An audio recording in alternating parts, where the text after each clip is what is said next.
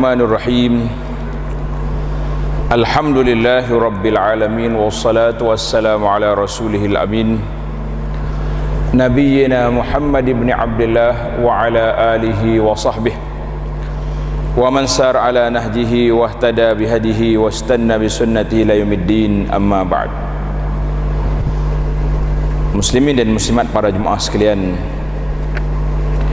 perbincangan kita pada kali ini di bawah tajuk Abwabus Samai Maftuhah, pintu-pintu langit terbuka. Apabila segala pintu dalam dunia ini tertutup, apabila segala lorong-lorong yang ada di hadapan kita tersekat,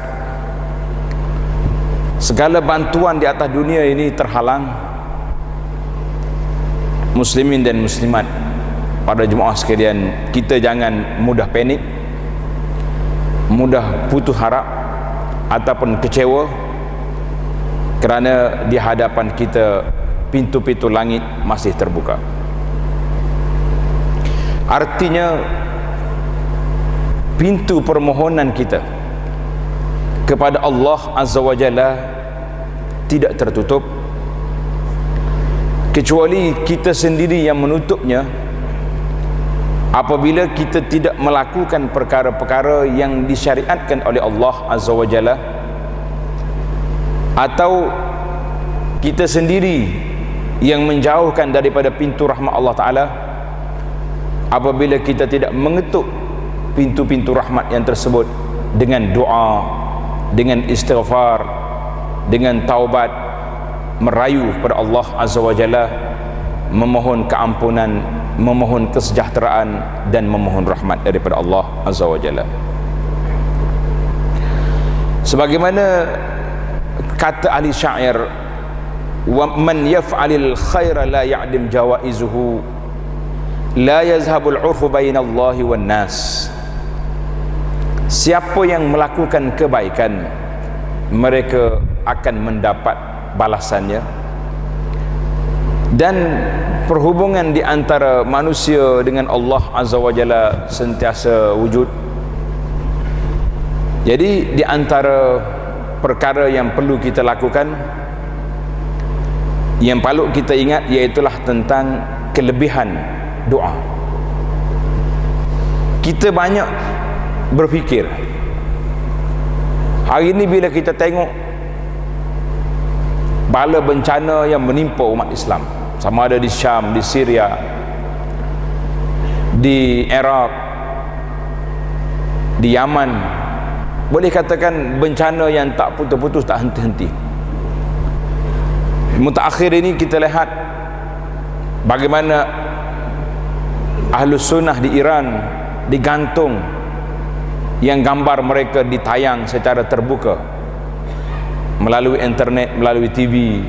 Jadi kita nampak bagaimanakah keadaan umat Islam pada masa akan datang, bagaimana keadaan kita pada masa hadapan. Semua ini memerlukan kepada kita mesti mendekatkan diri kepada Allah Azza wa Jalla. Kita mesti sentiasa bertadarru', merendah diri, mengangkat tangan supaya Allah Subhanahu wa Ta'ala selamatkan negeri kita, keluarga kita dalam keamanan dan kesejahteraan yang berpanjangan, tidak sebagaimana yang berlaku kepada sahabat-sahabat kita di lain tempat. Para jemaah sekalian, kita boleh tanda bersama, catat, di antara kelebihan berdoa itu sendiri. Bila kita kata kita ni sebagai seorang yang berhajat kepada Allah Ta'ala, maka tentulah di sana kita perlu kepada berdoa. Bila nak doa, apakah kelebihan doa itu sendiri? Yang pertama, akramu syai'in 'ala Allah, suatu perkara yang sangat mulia di sisi Allah Azza wa Jalla, iaitulah apabila seorang itu berdoa. Sabda Nabi sallallahu alaihi wasallam, laisa syai'un akram 'ala Allah Ta'ala minad du'a. Maksudnya tidak ada sesuatu yang lebih mulia di atas Allah Ta'ala daripada hambanya berdoa kepada Allah. Hadis ini riwayat oleh Imam Ahmad dan Imam Bukhari dalam kitabnya Al-Adabul Mufrad dan lain-lain dengan sanad yang hasan. Kenapa bila kita berdoa kita telah melakukan suatu benda yang mulia, suatu kemuliaan? Sebab kata di para ulama hadis ketika membincangkan hadis ini mengatakan bahawa dari sudut makna doa itu sendiri, bila kita minta kepada Allah Azza wa Jalla, bermakna kita telah mengaku di hadapan Allah kita makhluk yang lemah. Orang yang lemah je orang mengaku kalah ni. Orang yang sombong, takabur, tak mahu dia berdoa. Pasal itulah disebut dalam Quran alladzina yastakbiruna an ibadati. Orang yang sombong daripada ibadat, daripada berdoa, itu dikira manusia yang tak mau berdoa ni manusia yang sombong. Ibarat yang paling mudah untuk kita buat satu analogi, kita susah kita ni, fakirnya, dengan kesakitannya, dengan apa-apa, bersama dengan kita ada orang-orang yang senang, tapi tak pernah kita minta dengan dia, tak pernah kita beritahu kepada dia, tak pernah kita mengadu kepada dia hal kita. Orang ni nak bantu pun nampak macam senang je, bunyi susah, sebab kita tidak minta, tidak maklumkan.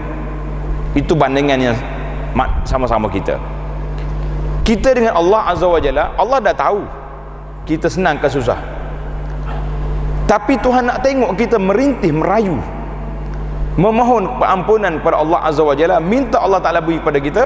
Sebab Allah Ta'ala suka tengok hamba dia apabila mereka tunduk kepada Allah Azza wa Jalla. Jadi satu kerja yang mulia apabila seorang itu berdoa, bermakna dia telah merendahkan diri kepada Allah. Apabila dia berdoa, bermakna dia telah tunduk kepada akur dengan kebesaran Allah Azza wa Jalla. Maka itu dikira sebagai suatu jenis ibadat, kerana Allah Subhanahu wa Ta'ala ajar kepada kita dalam surah Al-Fatihah 17 kali satu hari kita minta. Setiap orang yang salat dia minta dengan Allah Ta'ala, berdoa 17 kali satu hari. Seorang ulama bernama dia Mutarrif Ibn Syekhir rahimahullah ta'ala, dia kata apa? Aku duk fikir, contoh tengok, dengar dia punya suatu, orang panggil analisa yang dibuat oleh seorang ulama Mutarrif. Dia kata apa? Aku duk fikir apakah yang mengumpulkan segala kebajikan. Maka aku dapati banyak kebajikan dalam solat dan juga dalam puasa. Solat dan puasa itu banyak kebajikan dalam tu, tetapi ianya adalah dengan perintah Allah Azza wa Jalla. Kita mesti kena solat, mesti kena puasa.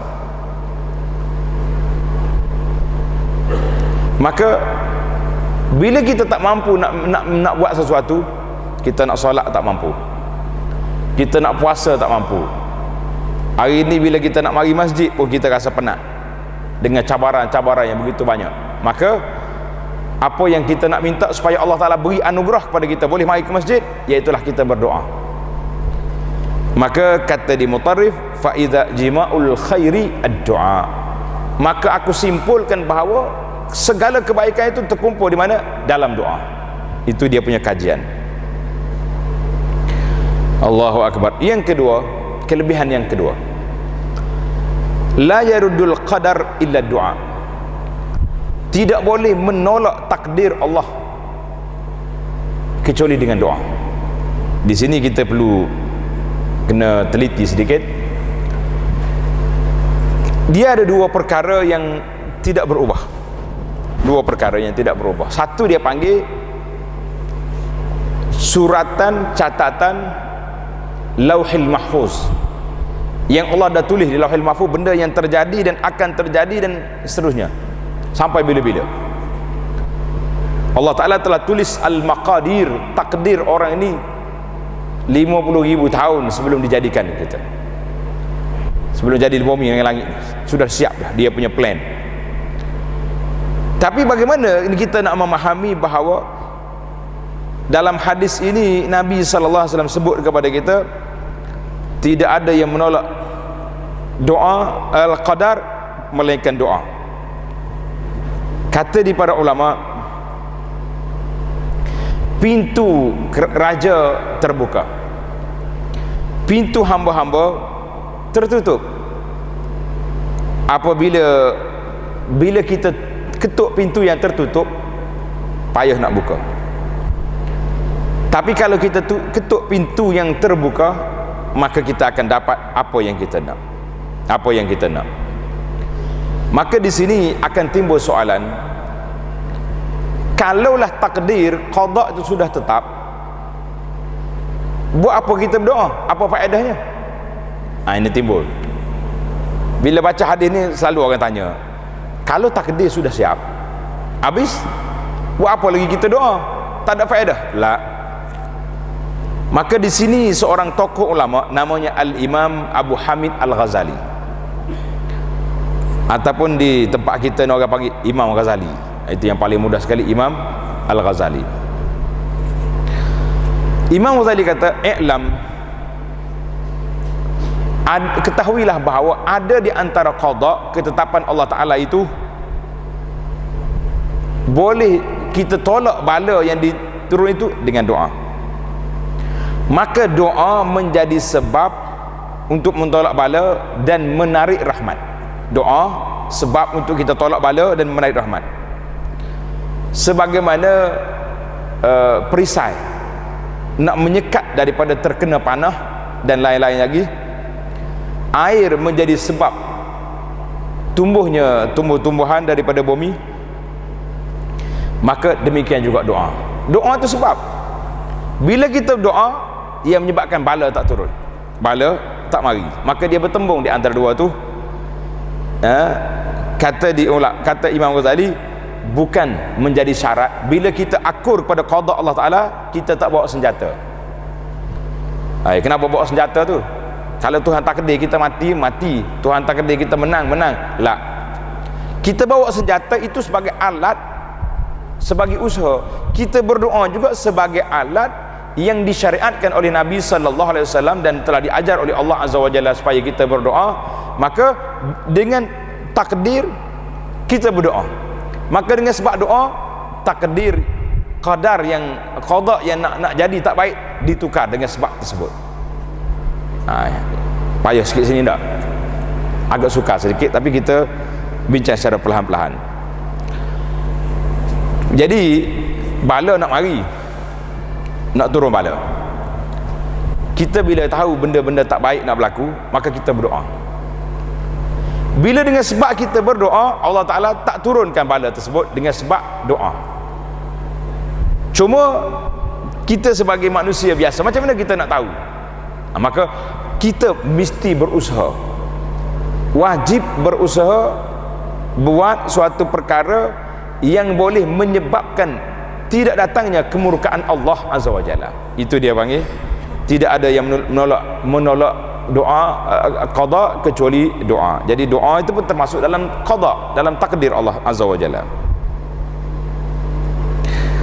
Itu di antara huraian Imam Ghazali. Seorang pemimpin nama dia Nuruddin Zinki, seorang khalifah, dan dia juga panglima perang. Nuruddin Zinki ni, orang tengok dia ni banyak beri nafkah kepada fuqara, orang-orang miskin. Dia suka beri pada orang miskin, khususnya penuntut ilmu. Mana dia ni taja bagi beasiswa kepada pelajar-pelajar. Dan dia minta pelajar-pelajar ini sentiasa berdoakan untuk kerajaan dia dan tentera dia biar mampu menghadapi musuh. Maka kawan-kawan dia mari cerca dia kata, Nuruddin, kenapa banyak sangat bagi kepada pelajar-pelajar ni, beasiswa ni banyak sangat bagi? Apa Nuruddin kata? Kata dia, wallahi inni la arjun nasra illa biulai. Demi Allah, aku tidak mengharapkan pertolongan Allah Azza wa Jalla kecuali melalui pelajar-pelajar ilmu ini. Bagaimana aku nak putuskan bantuan aku pada mereka? Kerana mereka telah berperang membela aku. Bila? Waktu aku tidur, mereka berdoa. Waktu aku sibuk, mereka berdoa. Mereka telah menggunakan senjata yang tajam, yang tidak tersalah, iaitulah senjata doa. Maka orang fahamlah bahawa Nuruddin Zinki banyak membantu pelajar-pelajar agama ini. Kerana apa? Kerana mengharapkan doa mereka untuk memberi bantuan, untuk memohon pada Allah Azza wa Jalla agar kerajaannya menang. Mari pula orang lain pula, Khalid bin Safwan, dia kata apa? Ittaqu majaniq ad-du'afa. Hendaklah kamu takuti bom yang dilontarkan oleh orang-orang yang lemah. Orang tanya dia, bom apa? Dia kata bom pada waktu malam, iaitulah doa daripada orang-orang yang lemah. Maka daripada cerita ini para jemaah sekalian, kita faham bahawa tidak menolak qadar kecuali doa. Yang kedua, doa yang sangat tajam, iaitulah doa daripada orang yang sangat berhajat dan du'afa, orang-orang yang lemah. Maka kita jangan sekali-kali buat masalah, pergi tindas orang-orang yang susah, buat fitnah kepada orang yang tidak melawan kita, kerana kita nampak dia lemah, tapi sebenarnya mereka mempunyai senjata yang tajam, iaitulah pengaduan dia kepada Allah Azza wa Jalla. Yang ketiga, di antara kelebihan yang ketiga, iaitulah kita boleh minta apa yang kita nak dengan doa kita. Tak payah isi borang, tak payah masuk password, minta je dengan Allah Azza wa Jalla, insya-Allah kita dapat. Allahu Akbar. Kata di para ulama ketika menafsirkan ayat Al-Quran, wa qala rabbukum ud'uni astajib lakum, Allah berfirman, ud'uni astajib lakum, kamu mintalah dengan aku, nescaya aku perkenankan permintaan kamu. Jadi bila kita minta, Allah perkenan. Kata di ulama tafsir, di antaranya Al-Qushairi mengatakan, ud'uni bit ta'at. Tanda tuan-tuan, apa maksud ayat? Mu minta, aku perkenan. Pakai minta, ya Rabbi, nak, ke ada syarat dia. Yang pertama, kamu minta dengan taat, aku perkenankan dengan pahala dan darajat. Yang kedua, kamu minta dengan aku tanpa lupa, lalai, lara, nescaya aku perkenankan tanpa menangguh-nangguhkan dia. Yang ketiga, kamu minta dengan aku dengan segala ketaatan, maka aku akan lepaskan kamu daripada kefakiran. Ini di antara tafsir. Artinya kita dengan Allah Azza wa Jalla, kita kena minta dengan apa yang Allah Ta'ala ajar kepada kita. Nak minta dengan Allah, dalam surah Al-Fatihah tuan-tuan baca, Allah ajar pada kita puji dia dulu. Alhamdulillahirabbil alamin, Ar-Rahmanir Rahim, Malik Yaumiddin, Iyyaka na'budu. Buat pengakuan dulu bahawa engkau saja yang kami sembah, engkau saja yang kami puja. Barulah kita minta ihdinas siratal mustaqim. Itu uslub dari sudut doa. Maka kita nak minta apa-apa, kita gunakan pendekatan memuji Allah Azza wa Jalla. Kata di Nabi sallallahu alaihi wasallam, ud'u ila rabbikal ladzi in amsaka dur fad'autahu kashafa'an. Mintalah dengan Allah Azza wa Jalla, kalau kamu ditimpa kesusahan, kamu minta dengan Allah, maka dia akan lepaskan. Dan apabila kamu sesak di tengah padang, nak balik tak jumpa, kamu minta dengan Allah, Allah Ta'ala hantar balik. Demikian jugalah apabila kamu ditimpa kemarau, kamu minta dengan Allah, Allah perkenankan. Hadis ini riwayat Imam Ahmad. Jadi hari ini kita tengok masalah-masalah yang timbul hari ini sebab kita tidak ingat. Maka apabila Allah Ta'ala ilhamkan kepada kita untuk berdoa, maka itu berarti Allah nak perkenankan doa kita. Allah nak perkenankan doa. Yang jadi masalah kita ini, nak berdoa pun tak mau. Ini yang beratnya.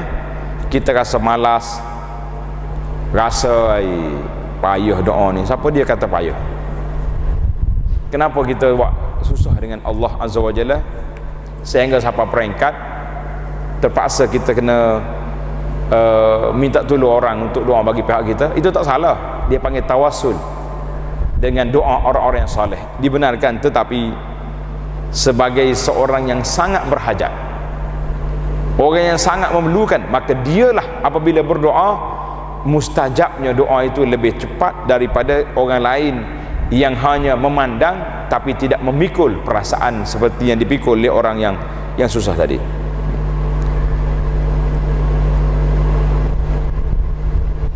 Orang pergi tanya seorang ulama namanya Abi Hazim Salamah bin Al-A'raj. Dia kata, "Ye Syekh Abu Hazim, annaka miskin." Awak ni miskin lah. Kita kalau orang mari kata kita miskin, marah tak marah? Berasa juga tak? Mana miskin saya ni, pegawai tinggi, gaji pun sudah berapa 40, 50 dah dia punya grade kan. Syekh ni kata apa? Kaifa akunu miskinan, bagaimana aku jadi miskin? Wa maulaya, sedangkan Tuhan aku lahu ma fis samawati wa ma fil ardi wa ma bainahuma wa ma tahtas sara. Tuhan aku ni pemilik langit dengan bumi, segala isi kandungannya, yang ada atas bumi, dalam bumi, semua hak dia. Macam mana aku miskin? Jadi miskin apabila kita tidak bergantung dengan Allah Azza wa Jalla. Kita akan jadi kaya apabila kita bergantung dengan Allah. Macam kita hari ni lah, anak-anak kita tak tahu apa, tak tahu apa anak kita tu. Tapi kalau dia duduk dengan ayah dia kaya dan dia dapat manfaat daripada bapak dia, mana dia pula jadi anak orang kaya? Makan sedap-sedap, jalan pakaian yang kemas-kemas. Bila kita tidak tahu, bila kita tidak sedar yang kita ni duduk di bawah kawalan pengawasan Tuhan kita yang maha kaya, maka kita anggap kita ni miskin, kita ni lemah, kita ni tak ada apa-apa dah, dunia ni bukan hak kita. Sebab kita tak terfikir bahawa kita duduk di bawah kuasa Allah Azza wa Jalla yang sentiasa memerhatikan keadaan kita. Yang keempat, doa orang yang menghinakan diri ini, afdalut ta'at, adalah merupakan ketaatan yang paling besar, ketaatan yang paling baik. Jadi kita doa tu ibadat. Dalam hadis sebut kata ad-doa huwal ibadah. Doa tu sendiri ibadat. Kenapa tak ada taat? Jadi kita tak boleh duk fikir aku nak berdoa ni terima tak terima, tak payah.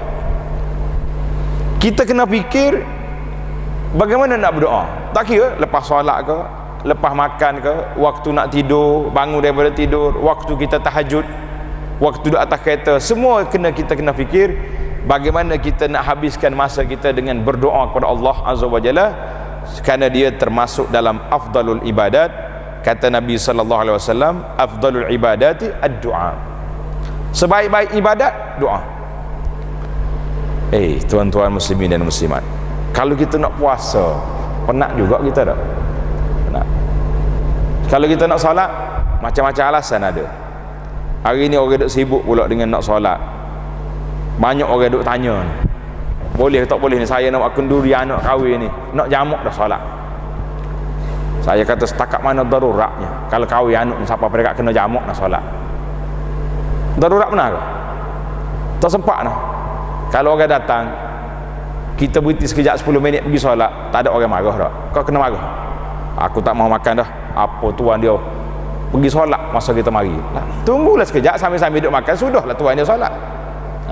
Tapi kalaulah doa, waktu mana pun kita boleh buat, maka kita kena fikir bahawa bagaimana kita sentiasa berhubung dengan Allah Azza wa Jalla melalui perkara yang tersebut. Yang kelima, kelebihan doa yang kelima, arbah ghairu mar'iyah. Doa ini keuntungan yang tak nampak, keuntungan yang tak nampak. Sabda Nabi sallallahu alaihi wasallam, ma min da'in yad'u Allah illa atahu biha ihda salas. Tidak ada seorang yang berdoa kepada Allah Azza wa Jalla kecuali Allah Ta'ala beri kepadanya 3 perkara. Tanda ini kadang-kadang kita duk mikir kenapa kita doa macam tak jadi. Allah akan beri 3 perkara. Yang pertama, imma an yu'ajjila lahu hajatahu. Allah Ta'ala beri apa yang kita minta. Kita minta ya Rabbi nak ni, dapat. Itu yang pertama. Wa imma an yu'tiyahu minal khairi mislaha. Ataupun kita minta nak benda ni, Allah tak beri hak ni, tapi dia bagi benda yang sama nilainya benda lain yang lebih manfaat pada kita. Yang ketiga, wa imma an yasrifa anhu minasyarri mislaha. Ataupun Allah Ta'ala jauhkan kita daripada kejahatan yang seumpamanya. Hadis ini diriwayat oleh At-Tirmizi daripada Ubadah Ibn Samit. Jadi artinya doa itu sendiri 3 kategori. Sama ada diberi ataupun ditukar dengan benda lain yang seumpamanya, ataupun diketepikan dengan sebab doa tadi kejahatan, keburukan, walaupun kita tak minta, tapi diberi benda, diberi apa ni, ditukar dengan menolak keburukan. Maka kata di ulama, bukanlah kebajikan itu apa yang kita sangka. Kita duk sangka hak kita minta dapat itulah baik. Tapi ada kalanya yang kita tak minta Allah Ta'ala beri, yang kita minta tak beri. Itu termasuk dalam hikmah kenapa Allah SWT beri dan kenapa dia tidak beri. Ada kala, tengok ulama buat huraian di sini, dia kata ada kalanya Allah tak beri apa yang kita minta, tetapi kita tidak tahu berapa banyak bala yang Tuhan tolak dengan sebab doa kita tadi. Satu. Yang kedua, telah termaktub, Allah Ta'ala sudah tahu dengan ilmu dia bahawa kalau dia beri apa yang kita nak, dia tidak menaikkan darjat timbangan kita pada hari kiamat. Maka doa yang kita minta itu dijadikan pahala untuk diletak di atas timbangan kita pada hari kiamat, tapi kita tak dapat dalam dunia.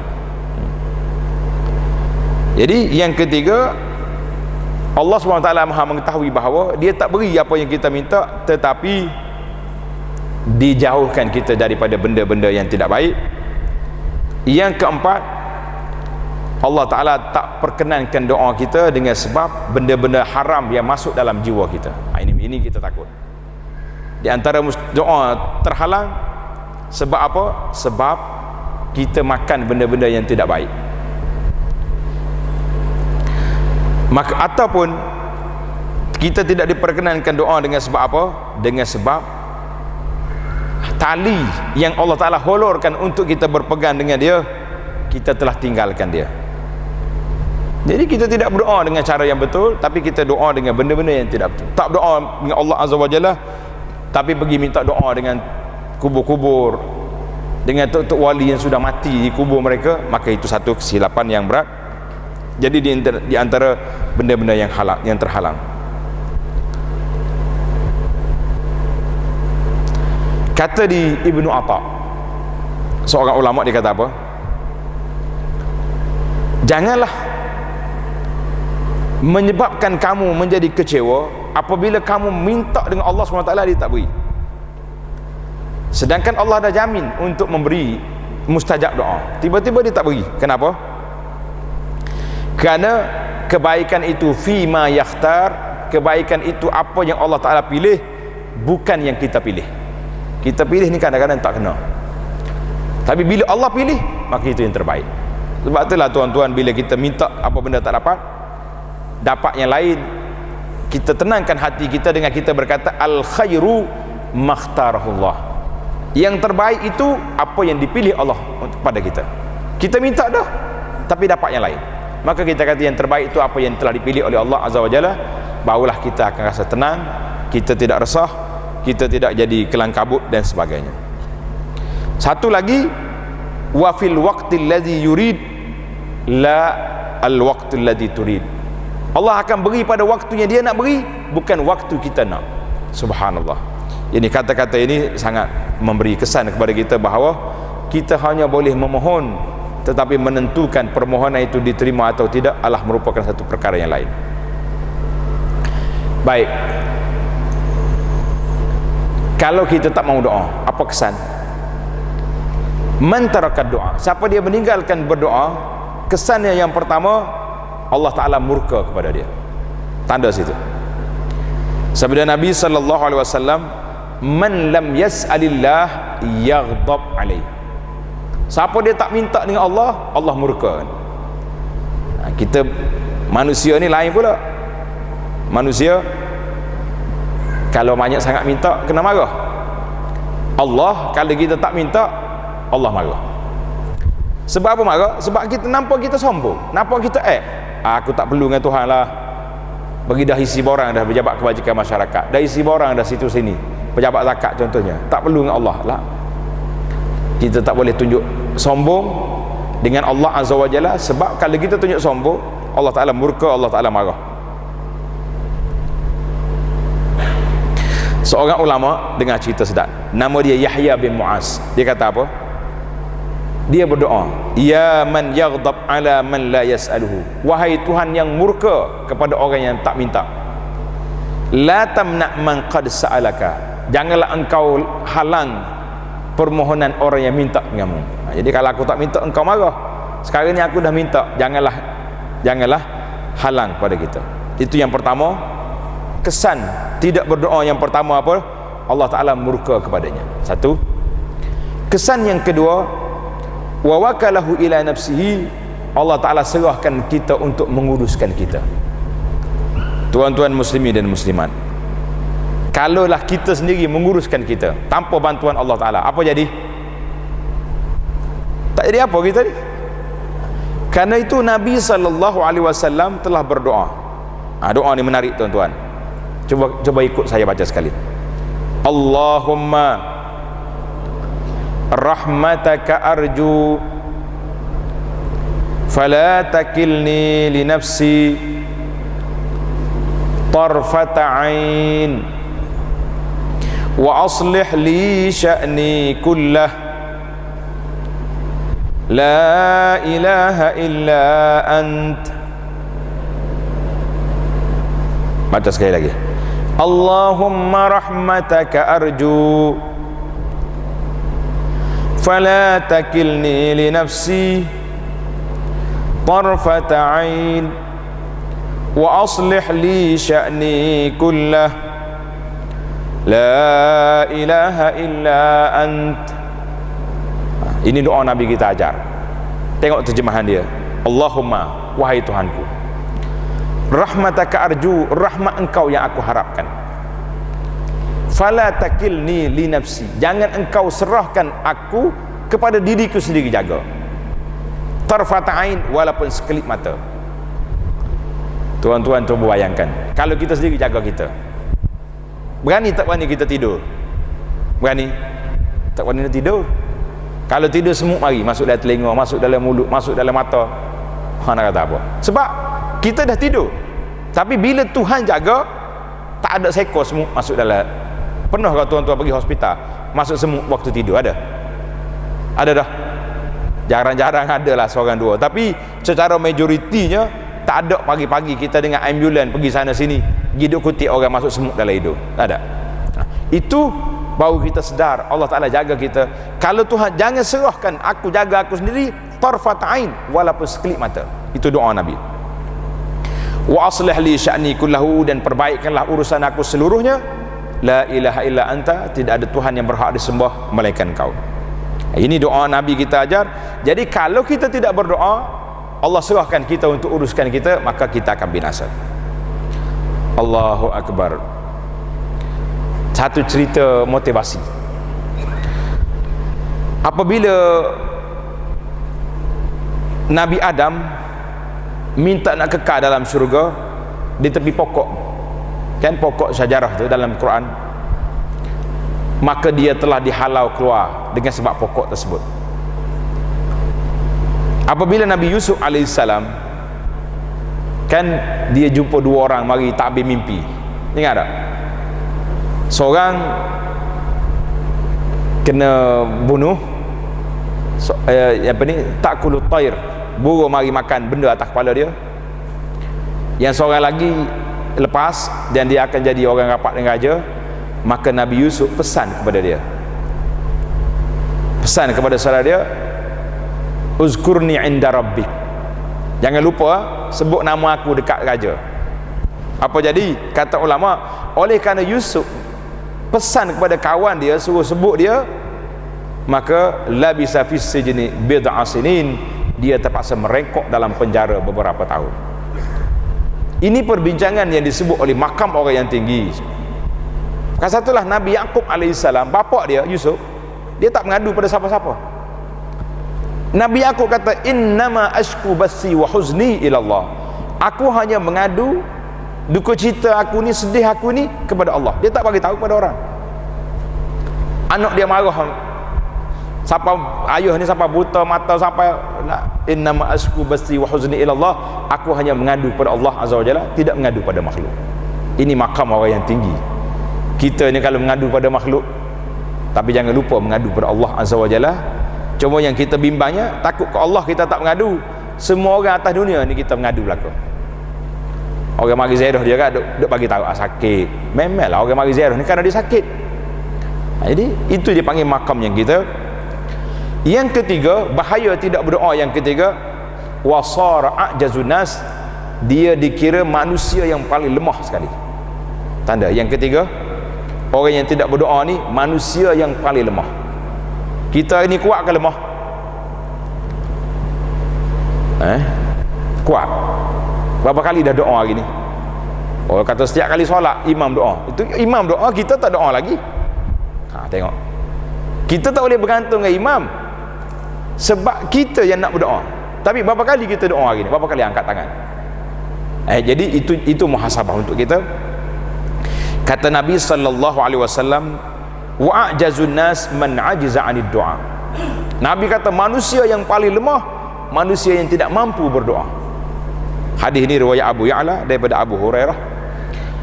Maka kita muhasabahlah kepada kita, apakah kita ni termasuk di kalangan manusia yang lemah ataupun manusia yang kuat. Kalau kita rasa kita kuat, doa kepada Allah azza wa jalla. Sebagaimana kata Sayyidina Umar radhiyallahu anhu, Umar kata, tidak menjadi masalah kepada aku Tuhan terima tak terima doa aku. Yang aku duk fikirnya, kenapa aku tidak berdoa. Yang jadi pokok persoalannya, kenapa aku tidak berdoa. Kita dah sekali doa duk mikir, kenapa Tuhan tak kabul lagi doa aku. Marah dengan Tuhan pula. Habis ustaz dah ni. Sebab itulah saya secara peribadi lah, kadang-kadang orang mari, ustaz tolong doa dengan saya, dia bagi sampul dengan kita tak ambil awak. Sebab macam dia selalu mengharapkan doa kita seolah dia bagi RM50, RM10 pada kita tu macam mustajab dah doa kita ni. Kalau kita rasa kita ni tidak doa mustajab, tak usah dia ambil dengan sebab doa tu. Dia nak bagi sedekah lain, tapi dia bagi sedekah tu kerana doa, maka itu jadi masalah. Ini persoalan yang jadi. Baik, para jemaah sekalian, setiap perkara ada syarat. Setiap perkara ada syarat, ada rukun. Maka syarat kita nak berdoa ni ada beberapa perkara. Cuba kita muhasabah pada malam ini. Yang pertama, tunjukkan rasa kita sangat terdesak. Tunjukkan rasa kita sangat terdesak. Contoh doa yang telah dibaca oleh Nabi Yunus alaihissalam ketika dalam perut ikan. Fi zulumatin salas, dalam 3 gelap. Gelap perut ikan, gelap dalam laut, gelap malam. Apa dia baca? La ilaha illa anta subhanaka inni kuntu minaz zalimin. Nabi Yunus tak minta nak keluar daripada perut ikan. Dia tak kata, ya Rabbi, gelap ni, bukalah perut ikan nak keluar. Tak, dia tak minta. Tapi dia tunjukkan dia ni lemah. La ilaha illa anta, tidak ada Tuhan yang berhak disembah melainkan Engkau. Inni kuntu minaz zalimin, aku ni telah menzalimi diri sendiri kerana melanggar perintahmu. Tuan-tuan muslimin dan muslimat, kalau kita dalam keadaan sedemikian, keadaan susah, gelap, duk air laut, ombak tengah bergelora, duk atas kapal terbang, waktu awan angin kuat, Macam mana perasaan kita ketika itu? Tentulah kita akan berdoa dengan doa yang dengan sungguh-sungguh. Jadi kita kena tunjukkan waktu kita berdoa bahawa kita ni sangat tidak ada lagi punca pergantungan kita kecuali dengan Allah Azza wa Jalla. Ini syarat yang pertama yang kita nak. Maka kata di para ulama, hendaklah kita doa dengan segala jiwa dan raga kita. Jangan hanya doa sekadar lepas batuk di tangga, itu tak boleh. Tak boleh kita doa gitu saja. Yang kedua, syarat yang kedua, uhdur qalbaka ma'ak. Bawa sekali hati berdoa. Doa kata dengan mulut tapi hati sekali.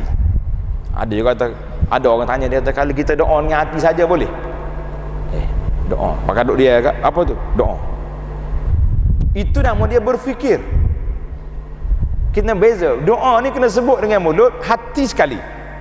Tapi kalau mulut tak bunyi, doa apa dia tu? Dia doa tu senyap gitu lah. Itu dia panggil berfikir, bertafakur, berdoa. Kita kena kata minta ya Rabbi, ya Rabbi, itu mana doa. Kata Nabi sallallahu alaihi wasallam, wa'lamu anna Allah la yastajib du'a min qalbin ghafilin lahin. Ini berat. Nabi kata apa? Ketahuilah bahawa Allah Ta'ala tidak perkenankan doa daripada hati yang lalai, yang leka. Kita doa amin, amin, amin, tapi hati tak tahu apa. Mu doa apa saat ni? Tak tahu. Email baca aku amin, tak tahu apa benda. Lah. Mu baca apa tadi? Aku doa. Kita doa tapi hati lara, leka, maka itu dikira Nabi kata la yustajab. Tidak diperkenankan doa yang lahir daripada hati yang lara, yang leka. Hadis ini dalam Bukhari, dalam Tirmizi. Kata di Imam Ar-Razi rahimahullah taala, ajma'atil ummah semua sekali telah berijma' bahawa doa dengan lidah tanpa diikuti dengan hati qalilun naf'i adimul asar. Manfaatnya sikit, kesannya tidak ada. Pasal itulah di antara sebab kita ni, kita tidak mendapat kesan yang besar sebab kita doa dalam keadaan kita leka, kita lara. Seorang ulama nama dia Sabit bin Aslam Al-Bunani. Sabit Al-Bunani rahimahullah ta'ala, dia kata apa? Aku tahu bilakah doa aku diterima. Dengar tuan-tuan, ini tip macam mana kita nak tahu doa kita Tuhan terima. Orang kawan-kawan dia semua pelik. Tuhan tahu doa terima? Qala na'am. Ya, aku tahu. Qalu kaifa ta'lam? Bagaimana mu tahu? Sedap. Dia tahu, kita pun nak tahu juga tak? Ini tip dia ni. Qala iza wajila qalbi. Bila aku doa, hati aku gemetar. Waqsha'ara jildi, kulit aku ni naik bulu roma, berdiri tegak. Kata orang. Wa fadat ainai, mata aku menangis. Dan ketika itu Allah bukakan lidah aku ini nak berdoa dengan doa yang sungguh-sungguh, maka ketika itu aku tahulah bahawa doa aku diperkenankan. Ini tanda kita. Barulah kita rasa, kerana itulah saya lah secara peribadi.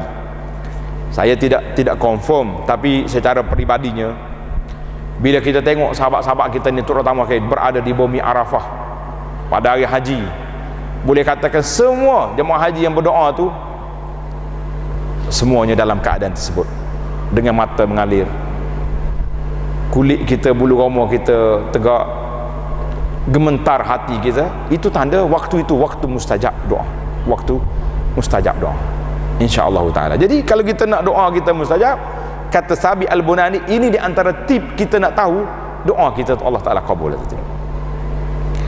Allahu akbar. Yang ketiga, syarat yang ketiga, qaddimil amal salih. Hendaklah kita buat benda baik dulu. Sebelum berdoa tu buat benda baik. Kata di dalam hadis Nabi kata waladin salihin yad'ulah. Doa yang tak putus-putus itu adalah doa daripada anak yang soleh yang berdoa kepada ibu bapa dia. Jadi kata di ulama di sini, kalaulah tidak dia soleh, tidak beramal banyak, nasihat doa dia pun tidak beri manfaat, maka Jadi Allah SWT ajar kepada kita, kita mulakan amal yang soleh. Kita nak berdoa contohnya, kita menangis baru kita berdoa. Kita bagi sedekah, aku nak doa ni, malam ni ada benda sakit ke, anak kita nak masuk peperiksaan, kita nak pergi temu duga esok contoh kan, malam ni buat sedekah dulu, tak payahlah panggil orang ramai-ramai. Esok saya nak temu duga ni, mari semua rumah saya makan. Itu dia panggil kurang dia punya mujarabnya. Malam tu kita pergi sedekah cara senyap-senyap ya. Mana rumah orang pakai miskin, pergi cari, hantar makanan, hantar bantuan, kemudian kita berdoa dengan amal soleh yang kita buat tadi. Allahu Akbar. Itu di antara sebab mustajab doa, kita mulakan dengan amal soleh, ataupun kita istighfar, taubat, lepas tu baru kita doa. Yang keempat, hendaklah kita yakin Allah Ta'ala perkenankan doa kita. Yakin Allah Ta'ala perkenankan doa kita. Hadis Nabi SAW bersabda, ud'ullaha wa antum muqinuna bil ijabati. Kamu doa kepada Allah Ta'ala dalam keadaan kamu muqinuna bil ijabah, yakin Tuhan terima. Kalau duk main terima ke duk ni, kita orang lekeh ni, kita orang kampung ni, kita tak sah, payah nak terima. Bukan kata jangan berdoa, teruskan, tapi macam ni punya watak sukar untuk menjadi doa mustajab. Kita kena yakin Allah dengar apa yang kita kata. Kata di seorang ulama, ini menarik. Sufyan bin Uyainah kata apa? Janganlah seorang itu menghalang dirinya daripada berdoa sebab dia rasa dia tak baik. Aku ni kalau berdoa pun tak jadi ni, sebab saya ni lekeh sangat kita ni. Sebab apa? Kata di Sufyan, faqad ajaballahu du'a syarral khalq. Makhluk yang paling jahat atas dunia ni iblis. Bila dia doa, Tuhan perkenankan doa dia. Iblis kata apa?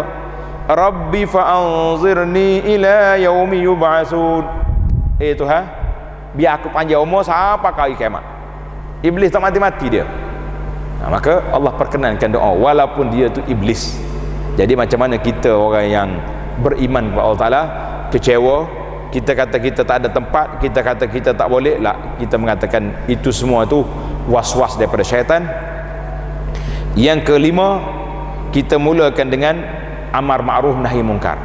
Suruh orang buat baik, tengok orang buat mungkar kita cegah, barulah kita berdoa. Kerana Nabi SAW bersabda, demi jiwaku di tangan Allah, la ta'murunna bil ma'ruf, hendaklah kamu suruh benda baik dan larang daripada benda mungkar, ataupun Allah Ta'ala jatuhkan hukuman ke atas kamu, kemudian kamu berdoa tidak diperkenankan doa. Jadi siapa dia tak jalan kata amar ma'ruf nahi mungkar, bahaya. Nanti bila kita doa tidak diperkenankan doa kita. Yang keenam, la tasta'jil, jangan gopoh. Jangan gopoh. Saya 2 kali pergi Mekah dan haji sekali, umrah sekali, tak dapat juga projek. Marah tak marah kita? Marah dah tu. 5 buah pondok dah suruh doa, tak perkenan juga. Jangan. Nabi kata dalam hadis, Nabi kata yustajabu li ahadikum ma lam ya'jal. Diperkenankan doa seorang kamu selama dia tidak gopoh. Yaqulu qad da'autu falam yustajab. Aku dah doa tapi tak diperkenankan. Hadis ini riwayat oleh Imam Bukhari dan Muslim.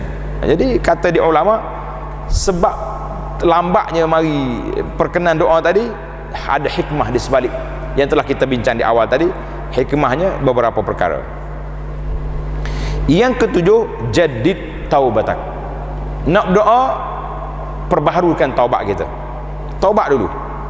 Kita taubat, maka lepas pada tu baru kita berdoa. Sebab kadang-kadang banyak masalah. Tuan-tuan ingat tak masalah yang saya sebut dulu?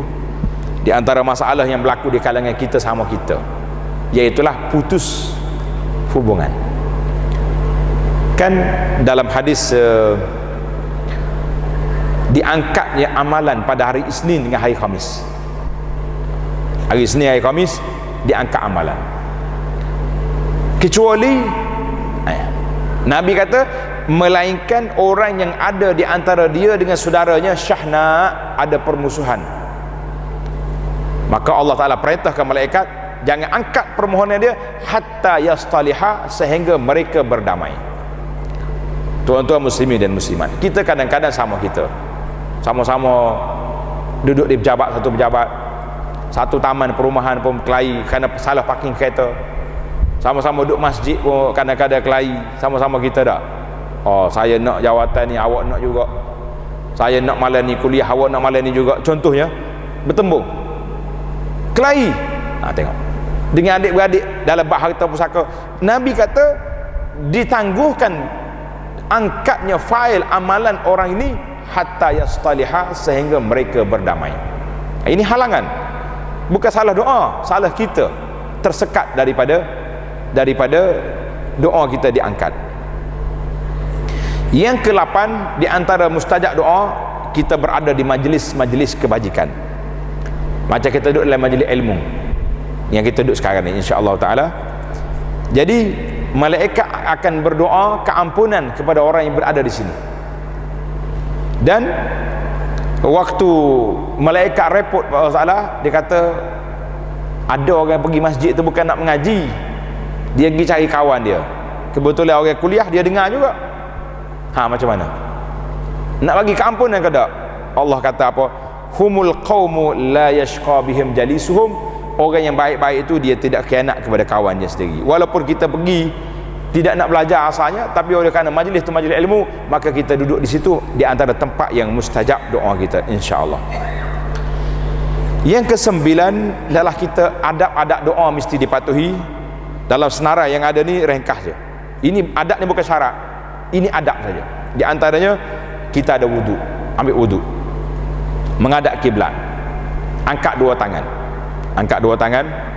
Tengoklah, kalau benda biasa angkat gini boleh. Tapi kalau benda tu mustahak sangat, angkat sampai nampak putih bawah dia, sampai terangkat dua tangan, boleh. Mula dengan alhamdulillah, puji Allah Ta'ala. Kemudian yang keempat, selawat ke atas Nabi. Kemudian ulang doa kita 3 kali. Dan gunalah pendekatan merintih dan merayu. Yang ke-7, jangan sekali-kali melakukan dosa dan putus silaturahim. Dan jangan doa benda yang dah selesai dah. Jangan doa benda selesai dah. Contoh kita nak beli kereta, kita dah beli, ya Allah rezekikanlah aku kereta, beli dah kan, cukup lah tu. Kecuali nak hal lain pula baru kita tu benda yang dah selesai. Dan jangan pula berdoa dengan benda yang mustahil, tak dapat. Mustahil, ya Allah aku nak jadi raja contohnya, nak jadi agung ke, nak jadi apa. Jangan buat kerja benda pelik lah, kita keturunan apa tak ada, nak jadi tu. Jadi jangan.